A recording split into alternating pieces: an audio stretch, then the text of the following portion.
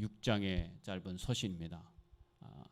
이 쓴 목적은 갈라디아 교인들에게 다른 복음을 전하는 사람들에게 자신의 사도권을 주장하고 그 복음에 빠지지 않기를 원했습니다. 그래서 진정한 자기가 전해준 이 복음은 그 할례를 주장하는 할례파 유대인들이 주장하는 그 복음에 빠지지 않기를 바라는 마음으로 오늘 이 편지를 썼는데, 오늘 마지막 부분에 뭐라고 얘기하냐면 예수의 흔적을 나는 지니고 있다, 이렇게 말씀을 하고 있습니다. 우리가 이제 겨울이 되면요, 어르신들이 이 부고장이 날라오는 경우가 많이 생깁니다. 급격한 그런 날씨의 변화가 아마 혈관을 수축해서 많은 분들이 노년에 어려움을 이제 겪기도 하고 또 폐렴이 있기도 하고, 이래서 겨울철이 되면 이 장례식을 많이 치릅니다. 그 장례식장에 가보면은 그분들의 그 삶의 흔적들을 거기서 늘 이렇게 맛볼 수가 있어요. 맛본다는 건 좀 말이 이상하지만은 느낄 수가 있어요. 그래서 그분이 살아온 삶은 그분의 장례식장에 가보면 그것을 알게 되고요. 우리가 거기에서 나는 어떤 삶을 살아야 되겠다 하는 그런 숙연한 마음을 갖기도 합니다. 그러나 저와 여러분이 한번 좀 생각해 볼 건, 내가 그러면 죽어서 어떤 흔적을 남길 것인가 하는 점들을 한번 생각해 보신다면 오늘 이 바울의 편지의 마지막 부분은 우리에게 상당한 의미를 준다고 말할 수가 있겠습니다. 오늘 이 말씀의 본문 1절을 한번 11절 한번 보시면은 11절은 그냥 자신이 이 편지를 직접 썼다라고 하는 환기의 말씀을 하고, 12절부터 16절까지는 예수의 흔적이 할례의 흔적을 남기는 사람들과 어떻게 다른가에 대해서 얘기를 하고 있어요. 할례의 흔적을 남긴 사람들은 자기를 자랑하고 또 편안한 삶을 추구하고 또 이 보이는 것을 자랑한다 이거예요. 그러나 예수님의 흔적을 남긴 사람들은 그와는 다르게 예수 십자가를 자랑한다 이거죠. 자신이 예수님의 복음의 어떤 도구가 됐다고 하는 것에 대해서 큰 자부심을 갖습니다. 왜 그럴까요? 인생의 목적이 달라졌기 때문입니다. 자, 12절 보시면은요, 육체의 겉모양을 꾸미기를 좋아하는 사람, 육체의 겉모양을 꾸미기를 좋아하는 사람은 누구를 얘기하겠어요? 할례파 유대인들을 얘기하는 거죠. 여러분에게 할례를 받으라고 강요합니다. 갈라디아에 있는 교회들이 이 할례파 유대인들이 들어와서, 야, 복음의 완성은 그리스도인이 된다는 것은 할례를 받아야 완성이 되는 것이지 할례를 받지 않으면 그건 구원받지 못한 거야, 이렇게 얘기하거든요. 요즘에 구원파들이 뭐라고 얘기하냐면, 넌 맨날 매달 몇 시에 너가 구원받았어, 이거 잘 모르지 않아? 그럼 구원받은 게 아니야. 구원받은 것은 내가 분명히 그날을 알아. 너 죄 지은 어떤 그 마음이 있어 아직도? 그럼 구원받지 못한 거야, 이렇게 구원파들이 공격을 합니다. 그래서 다시 구원받게 하고 그들의 구원의 이론을 갖다가 이렇게 해서 기존의 신자를 꼬드게 하고, 신천지도 마찬가지잖아요. 그렇게 잘못된 비유의 해석을 통해서 성경을 문자적으로 해석하고 자신들의 입에 맞게끔 그것을 다시 변형해 가지고 목적에 맞는 말씀들을 끌어다가 붙여놓습니다. 이게 잘못된 거거든요. 똑같아요. 이 할례파 유대인들도 그들의 구원의 완성은 할례를 받아야 된다. 근데 그 이면에 뭐가 있었냐면은, 사실은 이렇게 얘기해요. 여러분에게 할례를 받으라고 강요합니다. 오늘 말씀 본문에 보면 그것은 그들이 그리스도의 십자가 때문에 받는 박해를 면하고자 하는 것입니다. 이게 중요한 거죠. 왜 할례파 유대인들이 예수의 흔적을 자랑하지 아니하고 할례 흔적만 자랑하느냐 이거예요. 할례 흔적을 자랑하는 이유는 뭐냐면, 유대인들 중에서 유대 기독교인들을 박해를 했거든요. 또 유대 기독교인만 박해한 게 아니라 기독교인들 자체를 박해했어요. 특히나 유대 기독교인들을 더 박해했거든요. 왜? 자신들의 종교를 버리고 그들은 자신들이 믿지 않고 인정하지 않는 예수 그리스도를 구세주라고 고백하니까 이 박해가 두려웠던 거예요. 그래서 그들이 그것을 면하기 위한 하나의 방편으로 할례를 주장했고, 이 할례를 받아야 된다는 것에 대해서 그들이 안주하고 있었던 것이죠. 거기 안에 머물러 있었던 거예요. 그리고 자신이 유대인이라고 하는 것을 더 강조하고 예수 그리스도를 믿는 그리스도인이라고 하는 것을 강조하지 않았어요. 그래서 그리스도인들이 어디서 나왔냐면 이 안디옥이라고 하는 곳에서부터 그리스도인이라고 하는 말이 나오게 된 것입니다. 처음으로 사도행전에 보면 그 말씀이 나오고 있고요. 이들의 그 할례의 흔적을 자랑하는 이유는 바로 박해를 면하고 편안한 삶을 유지하기 위한 것이다. 저는 오늘 이 성경 말씀을 읽으면서 이런 생각이 들었어요. 야, 지금은 그러면 어떤 것이 우리를 안주하게 하고 복음의 담대한 마음을 어떤 것들이 우리의 마음을 가다둘까? 여러 가지가 있겠다고 생각을 했어요. 바울이 이 편지를 쓰는 당시에 유대인들에 대해서 이 박해를 두려워했던 이 할레파 유대인들은 자신의 그 박해 맞는 용기가 없었던 거예요. 나는 그래도 하나님을 믿는 사람이야. 예수 그리스도를 믿는 그리스도인이냐라고 고백하지 않고 그냥 할례에 안주하고 있었던 것이죠. 예수를 믿기는 믿되 당당하게 주장하지를 못하고 있었던 것입니다. 할례를 왜 주장하지 않아? 이것은 큰 박해의 원인이 되다 보니까 이것에 대해서 담대하게 말할 수 없는 거예요. 오늘 그리스도인들이 막 코로나 때문에 교회 다니는 거 당신 못 다닌다. 거기 다녀서 바이러스 받아오면 당신의 구상권 청구하겠다. 회사에 책임을 묻겠다. 이러니까 우리 청년들이나 이런 사람들이 교회를 안 나오는 거예요. 못 나가는 거예요. 왜? 교회는 안 나가도 먹고 사는데 지장은 없는데 회사는 안 나가는데 먹고 사는데 지장이 많잖아요. 이 사람들이 똑같은 사람들이거든요. 이 할례파 유대인들이 똑같이 할례를 주장하는 이유는 바로 거기에 있어 그것을 면피하기 위한 수단으로 사용했던 것입니다.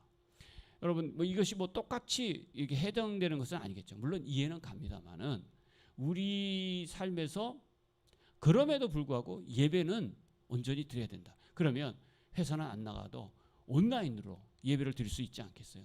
다양한 방법으로 예배를 드리고 꼭 교회를 나와라 이게 아니에요.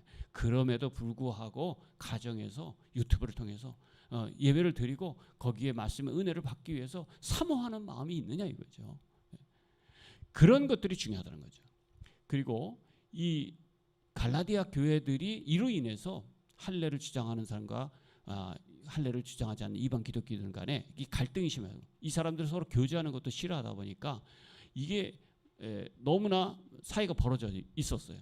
이런 것들을 하나가 되기 위해서 바울이 굉장히 힘썼던 것이고 교회를 분리시키는 것은 사탄이 하는 일인 것입니다. 자, 13절 한번 잠깐 보면은요. 육체를 일용해 가지고 자기를 자랑한다고 하잖아요. 이게 할레파 유대인들의 흔적이에요. 자기를 자랑하는, 자기를 드러내는 거. 오늘날 예수님을 믿는데 자신의 어떤 삶을 통해서 다른 사람의 종이 되고 다른 사람들을 구원하는데 자신이 하나님의 그 구원의 도구가 되는 것을 자랑스러워야 하는 사람들이 십자가의 흔적을 남기는 사람들이거든요. 바울 같은 사람들이거든요. 그런데 이 할례의 흔적을 자랑하는 사람들은 자기를 자랑하는 거예요. 자기를 자랑하는. 우리 그 안타까운 모습들을 가만히 보면은 자신의 삶을 자랑하기보다는 자신이 다니는 교회의 사이즈, 자신이 다니는 교회의 규모, 자기는 명품의 교회에 다닌다 이거죠. 그러나 삶을 보면 아무런 명품을 찾아볼 수 없는 그런 사람들이 너무 많아요.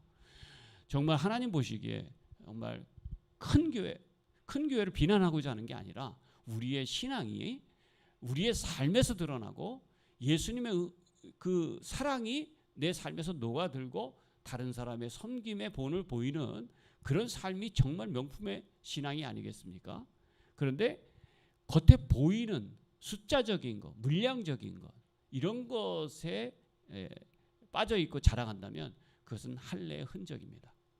할례의 흔적은 구원에 이르지 못하게 해요. 하나를 지킨다 그러면 그럼 모든 조항을 다 율법을 지켜야 되는 것이죠. 그래서 우리의 신앙은 예수 그리스도가 내 안에 머물러서 그분의 뜻에 온전히 순종하며 사느냐에 달린 것이지. 그것이 예수의 흔적이지. 예수의 흔적이 어떤 건물이라든가 어떤 숫자라든가 이런 것에 달려 있는 거 아니죠. 사람이 어떤 사람이 좋은 사람이고 영향력이 있는 사람이냐 하는 것은 세상을 어떻게 본보기로 잘 내가 삶을 잘 살아가느냐에 달린 것 아니겠습니까? 그 사람이 어떤 차를 타느냐, 몇 평의 아파트에 사느냐, 연봉이 얼마냐, 이것도 물론 중요하지만 그것이 그 사람을 평가하는 절대 기준이 되어서는 안 될 것입니다. 아무리 돈이 많고 아무리 좋은 차를 타고 아무리 연봉이 높다 할지라도 다른 사람을 위해서 하나도 자기의 것을 내놓지 않는다면 어떻게 그 사람이 좋은 사람이라고 말할 수 있겠어요? 그러나 아무것도 없어도 어떻게든 다른 사람들에게 자신의 삶에 도움이, 다른 사람들에게 종이 되려고 하고 섬기려고 하고 작은 것이라도 나눠 쓰려고 하고 김치를 담궈서라도 다른 사람들을 전도하려고 그렇게 담가주고, 이것이 예수의 흔적이 아니겠어요? 네. 그런 것이 오늘 우리에게 바울이 말해주는 그런 교훈이라고 말할 수 있습니다. 그래서 14절에 보면 바울은 나는 십자가밖에는 자랑할 것이 없다. 예수 그리스도의 십자가밖에는 자랑할 것이 없다. 이렇게 말씀하고 있어요.